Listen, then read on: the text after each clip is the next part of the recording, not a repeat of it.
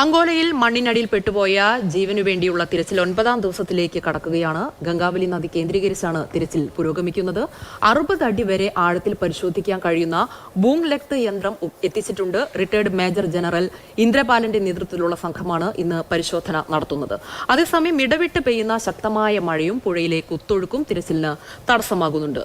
KB Sreedharan അവിടെ നിന്ന് തത്സമയ വിവരങ്ങൾ നൽകാൻ ചേരുന്നുണ്ട്. ശ്രീധരൻ, ഇന്നലെ നമ്മൾ കണ്ടതാണ് പുഴയിലെ കാര്യമായിട്ട് തന്നെ തിരച്ചിൽ നടത്തിയിരുന്നു. പക്ഷേ ഇടയ്ക്കിടെ പെയ്യുന്ന കനത്ത മഴ, അതുപോലെ തന്നെ ഈ കുത്തൊഴുക്ക്, ഇതൊക്കെ തിരച്ചിലിനെ കാര്യമായി ബാധിച്ചിട്ടുണ്ട്. ഇന്നിപ്പോൾ 60 അടി ആഴത്തിൽ വരെ കുഴിച്ചെടുക്കാൻ കഴിയുന്ന ഒരു അത്യാധുനിക സാങ്കേതിക വിദ്യ കൊണ്ടുവരുന്നുണ്ട്. ഇത് പ്രയോഗിക്കുന്നതോടുകൂടി ഇന്നത്തെ തിരച്ചിലിനൊരു സമ്പൂർണ്ണ പര്യവസാനം ഉണ്ടാകുമെന്ന് നമുക്ക് പ്രതീക്ഷിക്കാമോ ശ്രീധര? തീർച്ചയായിട്ടും ഇന്ന് അങ്ങനെയുള്ള ഒരു പ്രതീക്ഷയിൽ തന്നെയാണ് തിരച്ചിൽ പോകുന്നത്. അതായത് ഈ കാത്തിരിപ്പിനൊരു അവസാനം ഇന്ന് ഉണ്ടാകുമെന്നുള്ള പ്രതീക്ഷ തന്നെയാണ് രക്ഷാദൗത്യത്തിന് ഉള്ളത്. നിലവിൽ ഇന്ന് ഏറ്റവും കൂടുതൽ പരിശോധന കേന്ദ്രീകരിക്കുന്നത് പുഴയോരത്ത് റോഡിന് വശത്തുള്ള ആ ഭാഗം, അതായത് പുഴയിലേക്ക് ഇറങ്ങുന്ന ആ ഭാഗത്ത് ആഴത്തിലുള്ള പരിശോധനയാണ് ലക്ഷ്യമിടുന്നത്. അതിനുവേണ്ടി ബൂം ലെങ്ത് എന്നുള്ള യന്ത്രം എത്തിച്ചിട്ടുണ്ട്. ഏതാണ്ട് 60 അടി താഴേക്ക് യന്ത്രക്കൈകൾ എത്തുന്ന യന്ത്രമാണ് ഈ ബൂം ലെങ്ത് എന്നുള്ളത്. കൂടുതൽ ആഴത്തിലേക്ക് പരിശോധിക്കാൻ ഇതിനോടെ സാധിക്കും. ആ ഭാഗത്ത് ഏതാണ്ട് 12 മീറ്റർ ഉള്ള ഒരു കൽക്കെട്ടൊക്കെ ഉണ്ടായിരുന്നു. ആ ഭാഗങ്ങളിലാണ് ഇപ്പോൾ ഇന്ന് പരിശോധന നടക്കുക. രാവിലെ 6:30 തന്നെ പരിശോധന ആരംഭിക്കുമെന്നാണ് ഇന്നലെ സതീഷ് കൃഷ്ണസൈൽ MLA അറിയിച്ചത്. ഏതായാലും ആ പരിശോധനയിൽ ലോറി അവിടെ ഉണ്ടോ ഇല്ലയോ എന്നുള്ള കാര്യത്തിൽ ഒരു വ്യക്തത വരും എന്ന് തന്നെ നമുക്ക് പ്രതീക്ഷിക്കാം. മറ്റൊരു കാര്യം, പുഴയിലെ മൺകൂനയെക്കുറിച്ച് കഴിഞ്ഞ ദിവസങ്ങളിലെല്ലാം നമ്മൾ പറഞ്ഞിരുന്നു. ആ മൺകൂനയിൽ നിന്ന് ഇന്നലെ വൈകിട്ടും റഡാറിൽ സിഗ്നലുകൾ ലഭിച്ചിട്ടുണ്ട്. ആ ഭാഗം കേന്ദ്രീകരിച്ചും ഇന്ന് പരിശോധന നടക്കും. അതിന് ഒരുപക്ഷെ ഈ റഡാറിൽ സെൻസ് ചെയ്തത് ലോഹഭാഗങ്ങൾ എന്നുള്ളത് ലോറിയുടേതാകണമെന്ന് നിർബന്ധമൊന്നുമില്ല. ഒരു 11 kV ടവർ അതിലൂടെ പോകുന്നുണ്ട്. ആ ടവർ പുഴയിലേക്ക് പൂർണ്ണമായും മറിഞ്ഞ നിലയിലായിരുന്നു. ആ ടവറിൻ്റെ ഭാഗങ്ങളാവാനുള്ള സാധ്യത അവിടെ നിലനിൽക്കുന്നു.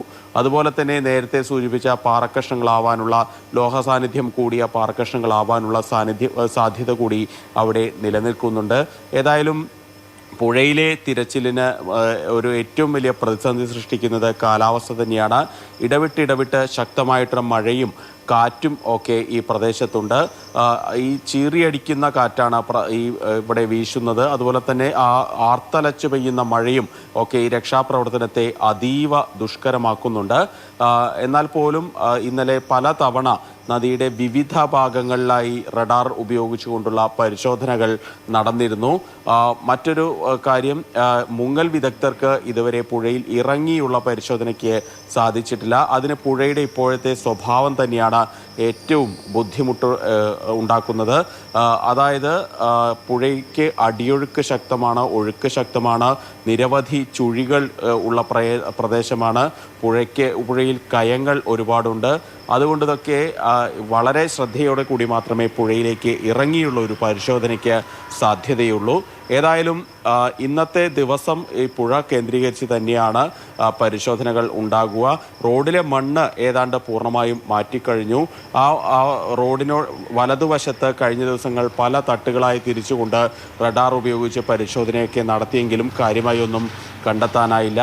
കേരളത്തിൽ നിന്നുള്ള രക്ഷാപ്രവർത്തകരിൽ ഒരു പകുതി ആളുകളെങ്കിലും ഇപ്പോൾ തിരിച്ചു പോയിട്ടുണ്ട്. പ്രത്യേകിച്ച് ഇനി മാൻ പവർ അല്ല ആവശ്യം, കൂടുതൽ സ്കിൽഡ് ആയിട്ടുള്ള ആളുകൾ, അതോടൊപ്പം തന്നെ യന്ത്രങ്ങൾ ഉൾപ്പെടെ പറയുന്നുണ്ടായിരുന്നു ഈ കരയിലെ മണ്ണ് പൂർണ്ണമായും മാറ്റി എന്ന് കർണാടക സർക്കാർ അവകാശപ്പെടുമ്പോഴും അത് അങ്ങനെയല്ല, അവിടുത്തെ ദൃശ്യങ്ങൾ അവർക്ക് നേരിട്ട് ചെന്ന് കാണാവുന്നതാണ് എന്നൊക്കെ അവർ പറയുന്നുണ്ടായിരുന്നു. അപ്പോൾ കരയിൽ ഒരു പക്ഷേ ഈ ലോറി ഉണ്ടാകും എന്നുള്ള ഒരു സാധ്യതയിലേക്ക് ഇപ്പോഴും ഈ രഞ്ജിത്ത് ഇസ്രായേലിനെ പോലെ കേരളത്തിൽ നിന്നെത്തിയ രക്ഷാപ്രവർത്തക സംഘം വിരൽ ചൂണ്ടുന്നുണ്ട്. പക്ഷേ ഇപ്പോഴും ഈ കുടുംബം പറയുന്നത് നിലവിലെ തിരച്ചിലിൽ, അതായത് പുഴ കേന്ദ്രീകരിച്ചുള്ള തിരച്ചിലിൽ ഇപ്പോൾ അവർക്ക് സംതൃപ്തി ഉണ്ട് എന്നാണ്. പക്ഷേ ഇപ്പോൾ കർണാടക ഹൈക്കോടതി ഇതിൽ ഇടപെടുന്നത് നമ്മൾ കണ്ടു. ഈ കേന്ദ്ര സംസ്ഥാന സർക്കാരുകൾക്ക് നോട്ടീസ് അയച്ചിട്ടുണ്ട്.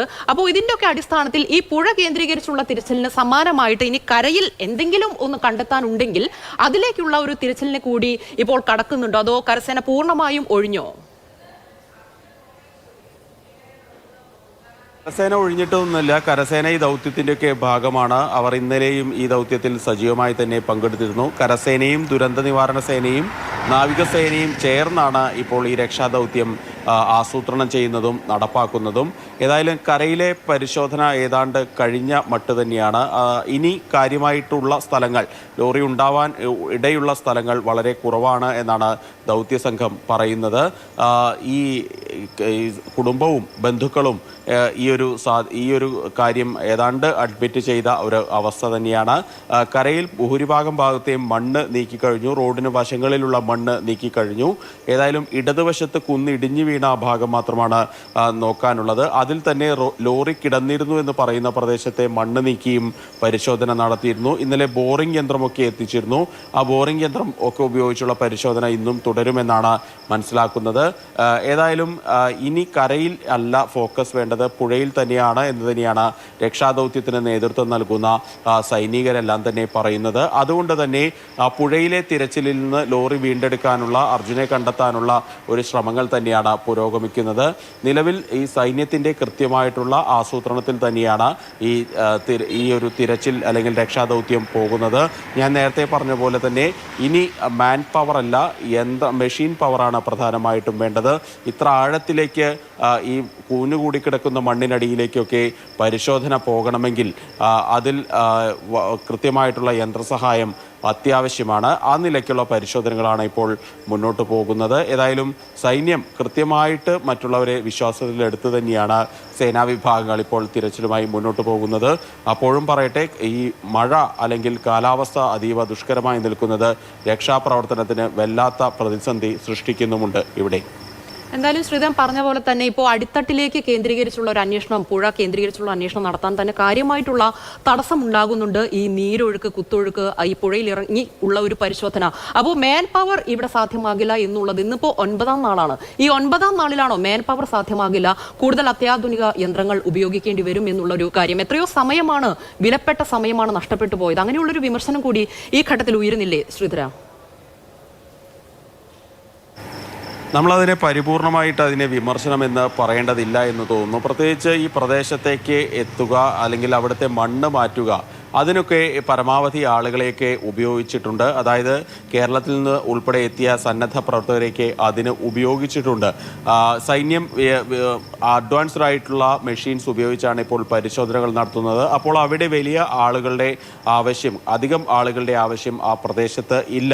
അതിനാൽ തന്നെ ഈ രക്ഷാദൗത്യം സൈന്യം കൃത്യമായി ഫ്രെയിം ചെയ്താണ് ഇപ്പോൾ മുന്നോട്ട് പോകുന്നത്. പക്ഷേ അപ്പോഴും എടുത്തു പറയേണ്ട ഒരു കാര്യം, ആദ്യ ദിവസങ്ങളിലെ ഉദാസീന മനോഭാവം ഈ ദൗത്യത്തിന് തിരിച്ചടിയായിട്ടുണ്ട്, അർജുനെ കണ്ടെത്തുന്നതിന് തിരിച്ചടിയായിട്ടുണ്ടെന്ന കാര്യത്തിൽ അത് ഇപ്പോഴും പറയേണ്ട ഒരു കാര്യം തന്നെയാണ്. അതായത് രക്ഷാദൗത്യത്തിൽ ഗോൾഡൻ അവേഴ്സ് എന്നുള്ള ഒരു പ്രയോഗമുണ്ട്. ആദ്യ ദിവസങ്ങളിൽ കൃത്യമായി അല്ലെങ്കിൽ ആദ്യ മണിക്കൂറുകളിലാണ് പരമാവധി ആളുകളെ രക്ഷപ്പെടുത്താൻ സാധിക്കുക. ആ ഗോൾഡൻ അവേഴ്സിൽ ഇവിടെ സംവിധാനങ്ങൾ നിർജീവമായിരുന്നു. പിന്നീട് 3 ദിവസം കഴിഞ്ഞാണ് ഈ ഏതെങ്കിലും തരത്തിലുള്ളൊരു നീക്കം അല്ലെങ്കിൽ ഊർജിതമായിട്ടുള്ള ഒരു തിരച്ചിൽ ഉണ്ടായത്. അതും കേരളത്തിലെ സംവിധാനങ്ങളുടെ, രാഷ്ട്രീയ സംവിധാനങ്ങളുടെ, ഭരണ സംവിധാനങ്ങളുടെയൊക്കെ സമ്മർദ്ദം ശക്തമായതിനാൽ തന്നെയാണ് അങ്ങനെ ഉള്ള ഒരു തിരച്ചിലേക്കൊക്കെ പോയത്. പക്ഷേ ഇപ്പോൾ അതിനുശേഷം കൃത്യമായിട്ടുള്ള ഇടപെടലുകളിലൂടെ പരിശോധനകളൊക്കെ നടന്നു. ഏതായാലും അവിടെ നമ്മൾ സാധാരണ കാണുന്ന അല്ലെങ്കിൽ കേരളത്തിലൊരു ഉരുൾപൊട്ടലൊക്കെ ഉണ്ടായാൽ വരുന്ന തരത്തിലുള്ള മണ്ണല്ല അവിടെ വന്നത്. നമുക്ക്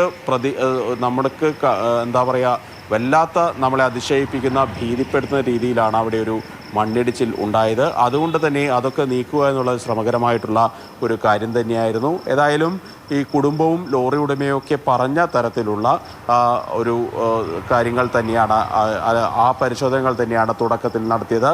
ഇന്നത്തെ പരിശോധന, ഈ പുഴയോരത്ത് പരിശോധന നടത്തണം എന്നുള്ളത് ചില രക്ഷാപ്രവർത്തകരൊക്കെ ആവശ്യപ്പെട്ടിരുന്നു. അവിടെ ലോറി ഉണ്ടാവാൻ സാധ്യതയുണ്ട് എന്നുള്ള ഒരു നിഗമനം അവർ പങ്കുവച്ചിരുന്നു. ഏതായാലും ഈ പ്രദേശത്തെ MLA കൂടിയായിട്ടുള്ള സതീഷ് കൃഷ്ണ സെയിലിനും ആദ്യം മുതൽ തന്നെ ഇവിടെ പരിശോധന നടത്തണം, പുഴയോരത്ത് പരിശോധന നടത്തണം എന്നുള്ളൊരു കാര്യം പറഞ്ഞിരുന്നു. അദ്ദേഹത്തിൻ്റെ കൂടി നിർദ്ദേശപ്രകാരമാണ് ഇപ്പോൾ ഈ പുഴയോരം കേന്ദ്രീകരിച്ചുള്ള ഒരു പരിശോധന ഇന്ന് നടക്കുക. സമാന്തരമായി നദിയിലെ ആ മൺകൂനയിലും മൺതിട്ടയിലും ഇന്ന് പരിശോധനകൾ നടക്കും. അവിടെ നിന്ന് ഇന്നലെ ചില സിഗ്നലുകൾ കിട്ടിയിരുന്നു. അത് കേന്ദ്രീകരിച്ചുള്ള പരിശോധനയും ഇന്ന് നടക്കും. ഏതായാലും കാലാവസ്ഥ അനുകൂലമായാൽ ഇന്നത്തെ തിരച്ചിൽ വളരെ വേഗത്തിൽ മുന്നോട്ട് പോകാനാകും. ഇതിനോടൊപ്പം എടുത്ത് കൂട്ടിച്ചേർക്കേണ്ട ഒരു കാര്യം, ഈ ദുരന്തമുഖത്ത് പ്രവർത്തിച്ച് പരിചയമുള്ള അഡ്വാൻസ്ഡ് ടെക്നോളജി കയ്യിലുള്ള മേജർ ജനറൽ റിട്ടയർഡ് ഇന്ദർബാലൻ ഇന്ന് ഇവിടേക്ക് വരുന്നുണ്ട്. അദ്ദേഹവും ഇന്ന് രക്ഷാദൗത്യത്തിൻ്റെ ഭാഗമാകും. ഡ്രോൺ ബേസ്ഡ് ആയിട്ടുള്ള ഒരു സിസ്റ്റം അദ്ദേഹത്തിൻ്റെ പക്കലുണ്ട്. ആ സിസ്റ്റം ഉപയോഗിച്ചായിരിക്കും വിവിധ സാധ്യതകൾ ഇന്നത്തെ ദിവസം നടക്കുക. അതുമാണ് ഇന്നത്തെ രക്ഷാദൗത്യം. അതായത് ഇനി മുന്നോട്ട് രക്ഷാദൗത്യം എങ്ങനെയെന്ന് തീരുമാനിക്കുന്നത്, അതിൻ്റെ ഭാവി തീരുമാനിക്കുന്നത് ഇന്നത്തെ പരിശോധനാ ഫലത്തിൻ്റെ കൂടി അടിസ്ഥാനത്തിലായിരിക്കും. ഏതായാലും ഇന്ന് വലിയ പ്രതീക്ഷയിൽ തന്നെയാണ് രക്ഷാപ്രവർത്തകരുള്ളത്. ഏതെങ്കിലും തരത്തിൽ ലോറി കണ്ടെത്താൻ ആകും എന്ന് തന്നെ അവർ ഉറച്ചു വിശ്വസിക്കുന്നു. അതിനുവേണ്ടി വളരെ അഡ്വാൻസ്ഡ് ആയിട്ടുള്ള യന്ത്രങ്ങൾ ഇവിടേക്ക് എത്തിക്കുകയും ചെയ്തിട്ടുണ്ട്. എന്തായാലും ശ്രീധരൻ പറഞ്ഞ പോലെ തന്നെ റിട്ടയർഡ് മേജർ ജനറൽ ഇന്ദ്രപാൽ സ്ഥലത്തെത്തുന്നുണ്ട്. അത്യാധുനിക സംവിധാനം 60 മീറ്ററോളം ആഴത്തിൽ കുഴിച്ച് തിരയാവുന്ന സംവിധാനങ്ങളൊക്കെ എത്തിച്ചാണ് ഇന്നത്തെ തിരച്ചിൽ 9ാം നാളിലേക്ക് കടക്കുകയാണ്. അങ്ങനെ അർജുന് വേണ്ടിയിട്ടുള്ള അന്വേഷണം, ഇന്നത്തെ അന്വേഷണം അത് അത്രത്തോളം കാര്യപ്രാപ്തിയോടെയാണ് തിരയുന്നത്. അതിന് ഒരു ശുഭ പര്യവസാനം ഉണ്ടാകുമെന്ന് നമുക്ക് പ്രതീക്ഷിക്കാം. കെ ബി ശ്രീധരനാണ് അവിടെ നിന്നുള്ള തത്സമയ വിവരങ്ങൾ നമുക്ക് വേണ്ടി നൽകിയത്.